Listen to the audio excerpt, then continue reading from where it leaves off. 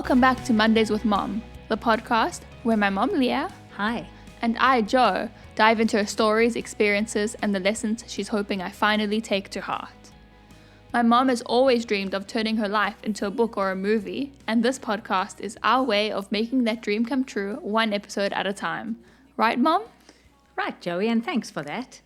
So what's up? Well, there's been a story in the news recently about an elderly woman in Athens Okay. who left a bag on a bus. I know. So she got off the bus and realized she had forgotten her bag. Oh my word. And the lady was 82 years old, Yeah. so quite an elderly lady. And the contents of this bag were, believe it or not, 30,000 euros in cash, Oh my word. gold coins, and jewelry.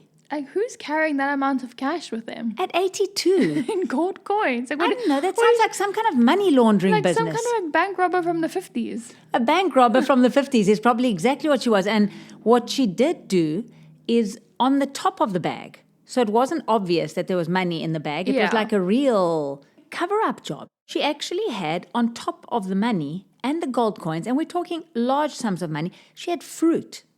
Fruit at the top of the bag, as if she had just been to the Laiki or the farmer's market. Wow, okay. And what happened, apparently, is another passenger noticed that this woman got off the bus without her bag and alerted the bus driver. And the bus driver said, "Won't you please bring the bag forward?" In the meantime, the daughter Yeah. of this elderly lady had been calling every bus company in Athens. And what they did is they managed to actually phone the bus driver himself and say, "Listen, please hold on to this and the owner will come and collect it." So the owner and her bag were reunited. Did she have all her stuff with her? Everything was in the bag untouched. It's kind of like, you know, that hypothetical, like, question, a psychology question that asks you, oh, if you happened upon a wallet in the street that had $1,000 cash in it, would you turn it into the police station? Would you keep it? Yes, or would you take the money out and then Yes. turn the wallet And back? it's like that in real life. Absolutely. And I mean, I'm still very interested in who walks around with 30,000. Or like what she was going to do with it. Like, where was she going with it? Was she going to bury it in the desert? Like, was she going to invest it in something? Was she going to shop? Okay, well, considering there are no deserts in Greece that I know of, I'm going to assume that she actually wanted to shop. But I mean, how crazy is that? It's insane. It sounds like a movie plot. It does sound a bit like a movie plot. The other funny thing is that, thank goodness that this happened in Athens and not anywhere else. Because anywhere else, if you leave a bag on a bus, people might get the wrong idea. I think even in Athens, people still might get the wrong idea. Maybe. I actually remember once I was working at Natalspruit Hospital in a township in South Africa. And we were suddenly, the police came in and a bomb squad came in. And they said to us, we need to keep a certain distance from our little lunch area. We had like a Okay. little staff lounge where we would have lunch. And what happened there is there was a briefcase that someone just left lying around. Oh, yeah. And so what they did is they had called the specialized police unit. And what these guys did is they used a portable x-ray machine. And when they looked at this briefcase, there were wires. Oh, my and word, there was a that's battery. scary. Yeah. And so what they did is they came in, it was quite fascinating, and they put this like steel dome over the briefcase. Yeah. And they kind of evacuated the area. There was a certain radius where we had to stay away, and they did a controlled explosion of this briefcase, Wow. thinking Okay. that it has to be a bomb. Yeah. What actually had happened is one of the maintenance guys, actually an electrician, had simply forgotten his suitcase in the staff room. Well, that's like best case scenario, like in that instance. He had right? gone for lunch and they took his briefcase, that is best case scenario, not for him, because they Not for him. exploded this bag into oblivion. The poor guy. Yeah. And that'll teach you to leave things lying around. Yeah. Things that have wires in them. Absolutely. But back to the bus story. I had a very similar incident myself, although I can't claim for it to be 30,000 euros. Yeah. So when I was 21 and I came to Athens for my 3-month trip after I graduated, Yeah. I was staying with my grandparents, but I wasn't only staying with them. Every now and then I would take trips and go and spend a couple of days with these cousins or a couple of days with those. And I was going to, at the time, go to Lagonisi, which is a coastal place in Athens. Yeah. And quite far out. And I was going to visit my mom's goddaughter. Okay. Who's nice. closer to my age and a really nice person. And I was going to go spend a couple of days there. Nice. So it was winter. It must have been round about December or January. And I went with my grandfather because at the time I didn't really know my way around properly. Not that I know my way around now, but I really was more clueless than I am right now. And my grandfather came with me. And in those days, there was no regular bus service to places like Lagonisi. So you would have to take a KTEL bus, which was more like one of these coach buses. Okay. And my grandfather came with me. You would actually get to Syntagma Square and you'd catch the bus from there. And it was kind of these old buses where you would still buy your ticket on board. There would be a conductor wearing those belts that had all the coins in them. Yeah. And he'd be giving you change and break off like a ticket. Ticket stub. A ticket stub and give you that. So we had gotten those. And the plan was that my grandfather would go with me till I got to her house. And then he would come back on his own. Okay. And so we were doing this trip. And it was winter and it was raining. And it kind of wasn't snow, but a little bit of sleet. All right. So the roads were quite slippery. And I was going to stay with this cousin, let's call her, for a couple of days. So I had a suitcase with me. And because she used to plan sometimes these like fun activities and these spur of moment trips, I had with me some sort of a carry-on bag as well as a suitcase. So that you were extra prepared. So I was extra prepared, but in this carry-on bag, there was, quite like this 82-year-old woman, all my jewelry that I'd brought with on the trip, all my money, my passport. Some fruit? No fruit, but my camera was there. And everything that I had brought with me from South Africa that was of value was in this bag. Okay. And the trip to Lagonisi in those days it was the early 90s. It was a long trip. It lasted almost an hour. Okay. And it had these set stops. Yeah. So we were driving along, and there was no one announcing bus stops. Yeah. So you had no clue where you were stopping. You'd look at the area and guess. Yeah. And as everyone knows, my sense of direction is really great, and I remember things that I've seen before, and I'm extremely observant. But you're good with landmarks. I'm good with landmarks, which you had to be in those days, considering there's no Google Maps, there's no Move It. That's what I was going to say. There's no city mapper. There's no iPhone that's going to, or whatever phone that's going to guide you. Exactly. You're relying on paper maps and signs. It wasn't even a case of having a paper map because you're going on this bus route. And they didn't make any announcements like on their speaker. No, there were no announcements. You just had to know your stop. Everyone knew their stop except for me and my grandfather. So we were driving along. And my grandfather kept saying to me that he knows where we should stop. And I was convinced that I knew the landmark. Yeah. And one of the things that I had in mind, which he should have believed me, was that we would go past a particular bakery. And if I know nothing, I do know my bakeries. I know where you can get some really good Greek desserts. And this one particular bakery, it was called Esplanade. And it made the most amazing ekmek kadaifi.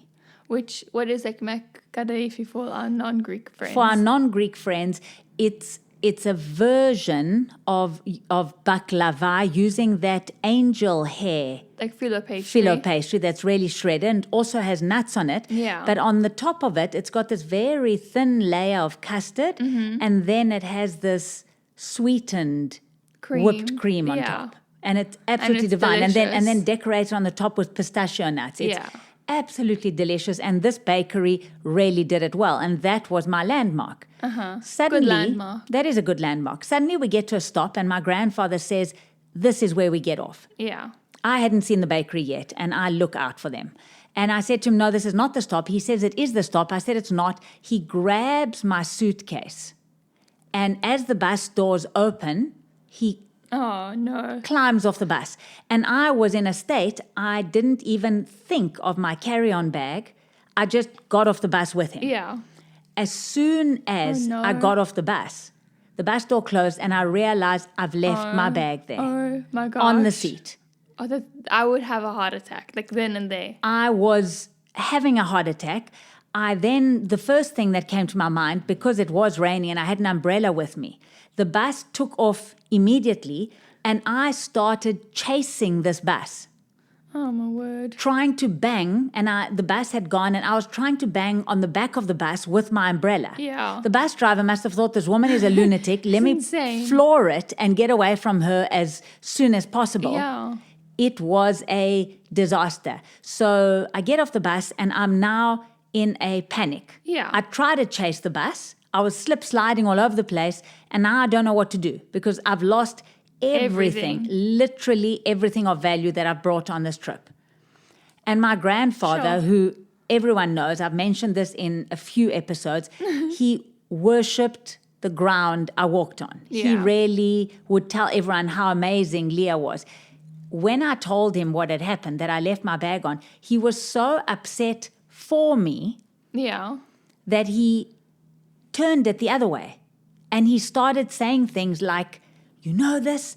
I told your mother she should have stopped after she had your sister. She should have never had you. I don't know why she wanted to have a second child. And I was listening to this, but this is from a man that I know for a fact literally worshipped the ground I walked on.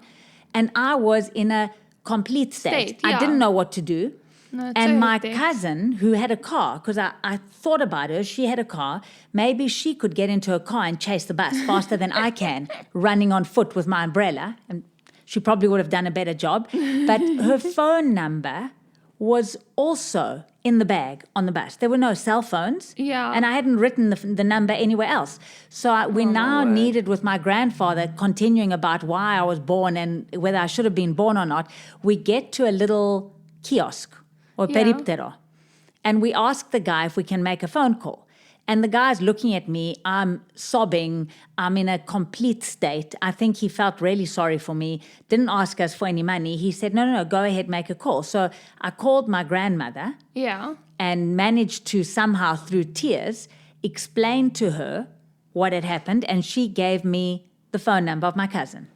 So I then tried to call my cousin, and the one thing that I hadn't mentioned is that when I was at university, at some point at university, I developed this issue when I would get really, really stressed. It was caused by a dentist many years earlier who had extracted a tooth and never told me that when you extract a tooth, you need to fill that space. Yeah, otherwise your teeth shift. So over time, my bite had changed. And with the stress of university, when I would get completely worked up, my jaw would dislocate. Sure, okay. Now, that's scary. It's extremely scary. Anyone that's had this, it is extremely scary. Now, for normal people, the way the jaw dislocates, what I mean by your jaw dislocating is there's between your skull bone and your jawbone, there's cartilage. Yeah.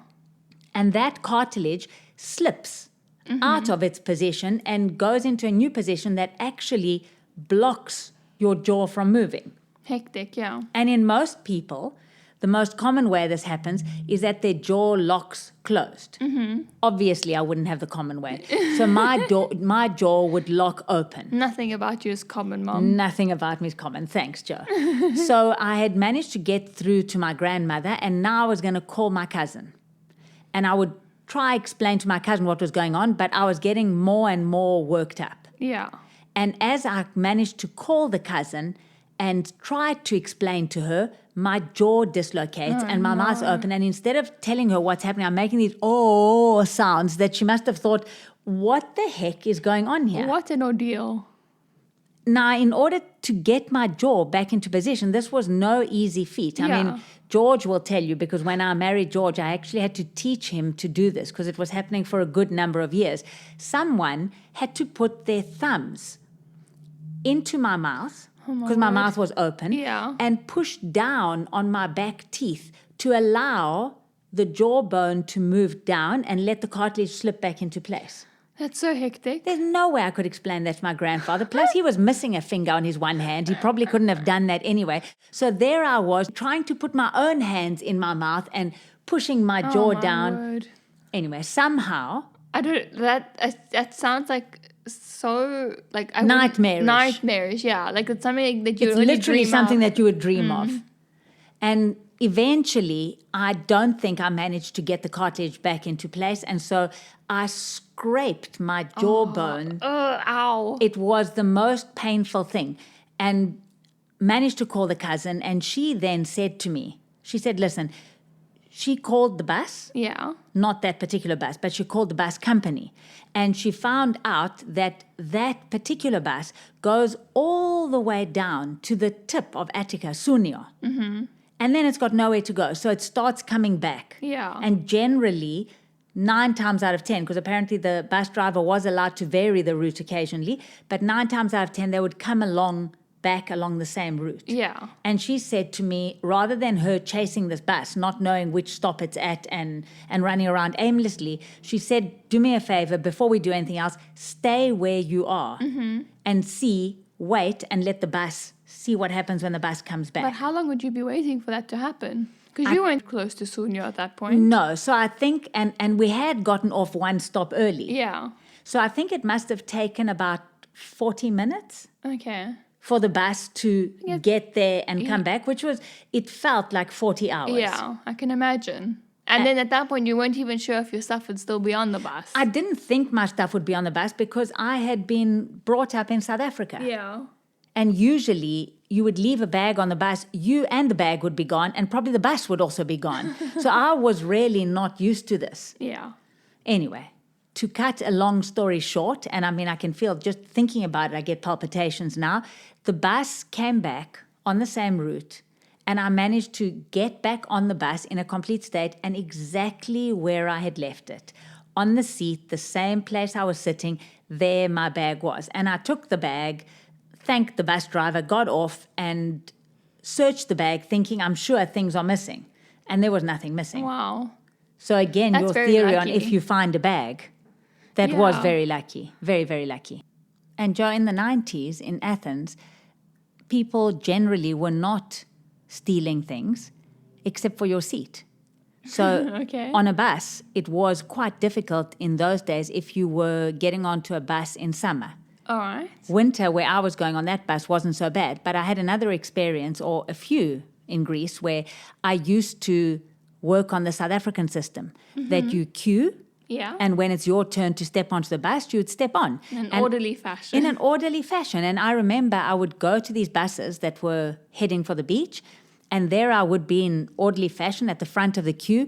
The bus doors would open, and I have no idea what happened thereafter, but I would be at the back of the queue suddenly. Everyone else was on the bus, and I would be waiting. Yeah, it's every person for themselves. Every person for themselves. And I remember, in fact, one incident where there was a woman who had actually bandaged her leg. Yeah. She had this massive bandage on her leg and used this to get on the bus where people did feel sorry for her, sit on a seat, and then when she got off the bus, took the bandage off and carried on walking normally. I literally witnessed this. Kind of like Yaya Martina doing that with her arm. Oh, yeah, Martina did used to do that with her hand in traffic. Yeah. Hers was her hand. Yeah. So getting onto these buses in summer was difficult. And I remember it happened to me once or twice where I would eventually miss the first bus because it would be too full for me to get onto. Uh-huh. And after this had happened to me once or twice, I thought, when in Rome or when in Athens. When in Athens, do like the Athenians do. Do like the Athenians do. So I thought, when this bus comes, I am going to push and shove, and I'm going to be a real Greek, and let's see where that gets me. Yeah. So I obviously wasn't as real a Greek as I thought, but I pushed and shoved and at least managed to be the last person on the bus. Mm-hmm. And I was on the last person on the bus, but where the bus driver was. It was the door where the bus driver was. And I realized that my ploy wasn't great because there was no way this door could close.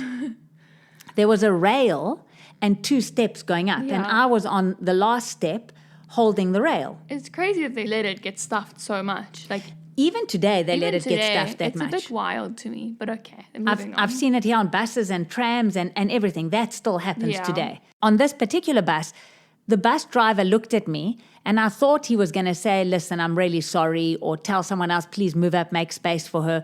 And he looks at me and says, Kopela mu kratisu kala, which is, my dear or My young girl, lady, yeah. please hold on tight. And the bus doors remained open while crazy. I hung onto the silver railing. Oh my word. At this point, I thought, I'm going to the beach. I don't care how I get to the beach. At this rate, after all like the struggle and everything. I think it would be illegal in this day and age, and there would be Yeah. a huge safety issue. Yeah. But I made it to the beach, and later on, I thought to myself, I was actually quite lucky because my spot was quite airy. Some other people were quite squished on the bus. So at least you got a good breeze. I while got you're- a good while breeze. you're I got a driving good there. breeze, yes. That's such a funny story. And the other thing to take into consideration, which made me luckier than what I thought at the time, was in the 90s, ladies in Greece didn't shave their armpits. Oh yeah? And in summer, when things got hot and sweaty, and people were holding onto the buses, you know those handles that are above? And they would all lift up their arms, and there were bushes everywhere, all over the bus, and things on the bus didn't always smell that good. Yeah. So I was very grateful to have the breeziest, nicest seat in the bus. At least you found the bright side of the story. The bright side, and as always, safety first. Yeah.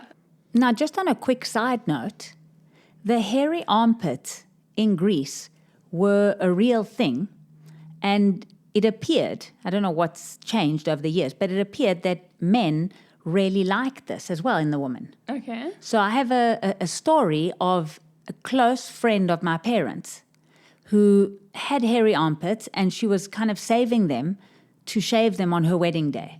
Oh. Never shared this with her husband-to-be, because why would you share that? Yeah. Anyway, she had her beautiful wedding dress, and the night before she shaved her armpits. And she arrives to get married and lifts up her arm, and suddenly her husband-to-be looks at her in shock and horror. And he says, I can't get married to you. And she said, why not? He said, I wanted you with your hair under your armpits. Does he not know that shaving doesn't mean removing the hair forever? Well, I mean, he was upset that it would take that long to grow. He wanted on their wedding night for her to have her hairy armpits as he knew her. It was the craziest thing. That's a So bit crazy. it really was a thing in Greece at the time. Yeah. I actually think it wasn't just Greece, it was Europe Yeah. in general. Okay. It was Europe in general. They kind of thought we're going natural. And now things Now have things are turned the opposite. completely the opposite. Yeah, and the complete laser 180. hair removal places are making an absolute killing. Yeah. No, it's like a complete 180. That's very crazy. So it is interesting how Yeah. things have changed. It does make for a less smelly bus experience, though, which is overall a good thing. And something that I can say I'm grateful for. Yeah, that's a good segue, Mama, into our gratitude. And on that note, I'm really grateful that there are good people out there still. I'm really grateful my bag wasn't stolen. I'm a bit, Grateful too for that. yeah, I'm a bit sad it didn't have 30,000 euros on it. But okay, what can we do? And I'm grateful that my jaw doesn't dislocate anymore. Yeah. I'm grateful that bakeries make good landmarks Absolutely, and other good things. and other good things. And definitely very grateful for grandfathers, especially my Papu Mitso. Yeah. What are the lessons that we learned from these stories, Mom? Well, I think lesson number one is do not carry every valuable possession you've ever owned in a bag. Leave some of it at home. Leave some of it at home, some of those thousands of euros.